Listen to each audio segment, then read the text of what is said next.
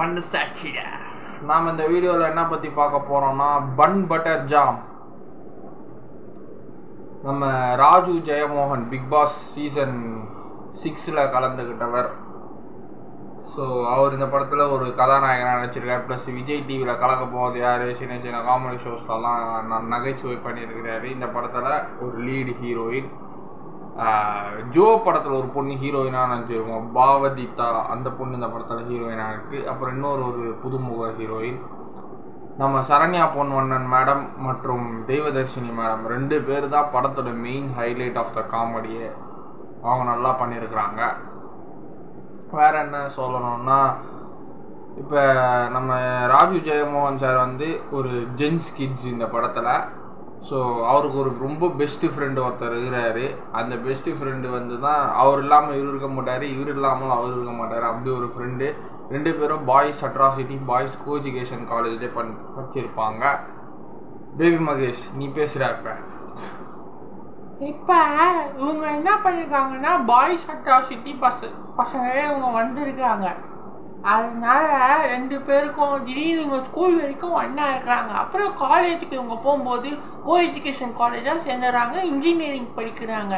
Engineering college நவ்ங்கிற ஒரு engineering காலேஜில் படிக்கிறாங்க. சீட்டு கட்டிச்சு. அவர் ஃப்ரெண்டு பெஸ்ட்டு ஃப்ரெண்டு வந்து ட்ரிபிள் ஏற்றுட்டாரு. இவர் வந்து சிஎஸ்சி ஏற்றுட்டாரு, கம்ப்யூட்டர் சயின்ஸ் இன்ஜினியரிங்.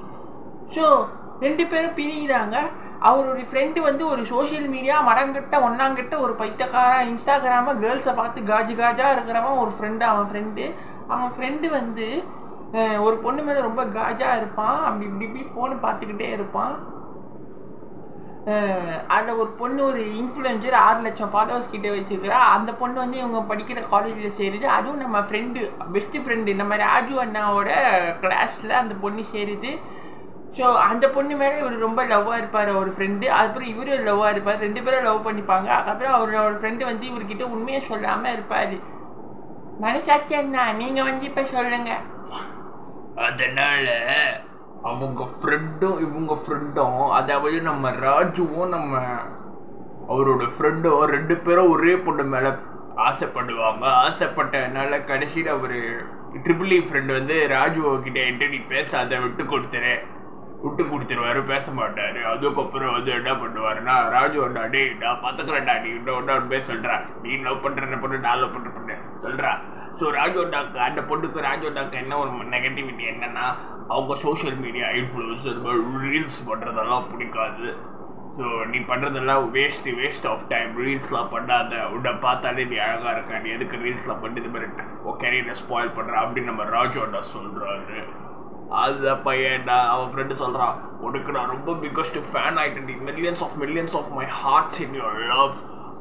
ஓகே நான் ரொம்ப ஃபேன், ஃபர்ஸ்ட் பார்த்ததை விட நான் உனக்கு எவ்வளோ பெரிய ஃபேன் தெரியுமா, எல்லாமே நான் லைக் போடுவேன் உனக்கு, பண்ணுவேன், நல்லா பண்ணுவேன் அப்படி இப்படின்னு சொல்லிட்டு கடைசியில் அந்த பொண்ணு ராஜு அண்ணனை ஏமாற்றி அவனை லவ் பண்ணுறேன்னு சொல்லிட்டு ராஜு அண்ணனுக்கு ஒரு லவ் ஃபெயிலியர் ஆயிடுச்சு.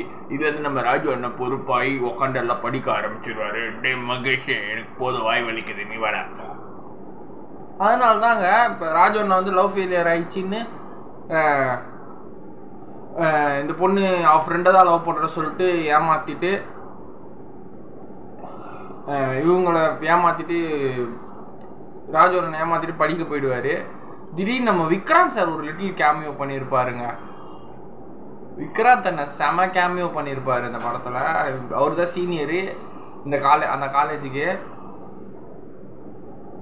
காலேஜுக்கு அவர் தான் சீனியர் படத்தில்.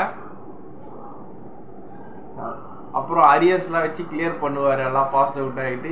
எதுக்காகன்னா அவங்க விக்ராந்த் அண்ணனே ஒரு லவ் பண்ணுறாரு அவர் காலேஜ் டீச்சரை. அதுதான் அந்த காலேஜில் படித்து ஒரு பொண்ணு டீச்சராக இருக்கும் அந்த காலேஜில். அந்த டீச்சர் விக்ராந்த் லவ் பண்ணுவார். அந்த சீட்டில் நல்லா இருக்கும். ஸோ லவ் ஃபெயிலியர் ஆச்சு சொல்லிட்டு ஸ்டடீஸில் கான்சென்ட்ரேட் பண்ணி முடிச்சு கோல்டு மெடல் வாங்கிடுவார். அதுக்கப்புறம் இவங்க இன்னொரு பொண்ணு, அதாவது சரண்யா மேடமும் தெய்வதர்ஷினி மேடமும், அவங்க தெய்வதர்ஷினி மேடமும் நம்ம ராஜு சார் சார்லி சார் இருக்காரு, அவரு என்னமா நடிச்சுக்கிறாரு சார்லி சாரும் ஸ்கூல் கிளாஸ்மேட்ஸு. திடீர்னு ஒரு ஃபங்க்ஷனில் பேசிக்கிறாங்க, ஒன்றாயிக்கிறாங்க. சிரிச்சு என் பையன் உனக்கு உன் பொண்ணு என் வீட்டு மருமக, என் பையன் வந்து என் வீட்டு மருமக, அப்படி இப்படி பேசிக்கிறாங்க. திடீர்னு ஒரே வீட்டுக்கு மேலே குடி வந்துடுறாங்க. மேலே அவங்க சரண்யா பொண்ணு வர மேடமோ தேவதர்ஷினி, என் பொண்ணு அவங்க சரண்யா பொண்ணு பையன் தான் நம்ம ராஜு, தேவதர்ஷி பொண்ணு தான் அந்த இன்னொரு ஹீரோயின், புதுமுக ஹீரோயின். அவங்க 2 பேரும் சேர்த்து வைக்கணும். ஸோ ஃப்ரெண்ட்ஸ் ஆக்கி கல்யாணம் ஆச்சு எமோஷனல் பேக்ரவுண்ட் பண்ணி அவங்கள ஃப்ரெண்ட்ஸ் ஆகிக்கிடுவாங்க. ஃப்ரெண்ட்ஸ் ஆகி கட்சியில் அந்த பொண்ணு வேற ஒரு பையனை லவ் பண்ணோம். அவனும் அவங்க அப்பா வரட்டுக்கு கௌரவம் பிடிச்சி ஜாதிகாரன் பார்த்து கல்யாணம் பண்ணிக்க மாட்டான்னு சொல்லிட்டு போயிட்டான். இந்த பொண்ணுக்கும் பிரேக்கப், இவனுக்கும் பிரேக்கப். இந்த 2 பிரேக்கப்பு இவங்களோட சேர்த்து பேட்சப் ஆகி இவங்க கப்புள்ஸ் ஆகிட்டாங்க கடைசியில். அதுதான் படம். ஓகே, ஒரு சில குறிப்பிட்ட காமெடிலாம் நல்லா சிரிக்கிற மாதிரி இருந்துச்சு. சில லவ் ஜோக்ஸ்லாம் நல்லா இருந்தது. அதெல்லாம் பார்த்து கொஞ்சம் சிரிப்பு வந்தது எனக்கு லைட்டாக. மற்றபடி ஆவரேஜ் மூவி தான். ராஜவண்ணனுக்கு ஸ்டார்டிங் பரவாயில்ல, நல்லா தான் பண்ணியிருக்கிறாரு. போக இன்னும் நல்ல ஸ்கிரிப்ட் எடுத்து பண்ணணும். பண்பட்ட ஜாம் ஒரு ஜென்ஸ் கிட்ஸோட அந்த ஈசிஆரில் போய் அந்த ப்ரைவேட்டாக ஒரு ரூம் மாதிரி எடுத்து சின்னதாக வீடு மாதிரி காஃபி ஷாப்பில் தாப்பால் போட்டு நல்லா கசமுசா பண்ணுறதுக்கெல்லாம் இருக்குது ஈசிஆரில். போய் கப்புள்ஸ் தெரியாதவங்களாம் அந்த படத்தை பார்த்து தெரிஞ்சு போய் கப்புள்ஸில் போய் நல்லா அடிங்க போயிட்டு. வேறு என்ன சொல்கிறது, மற்றபடி ஒன்றும் இல்லை. ஆவரேஜ் மூவி பண்பட்ட ஜாமு. லவ் காமெடி கொஞ்சம் இருக்குது. மற்றபடி பாய்.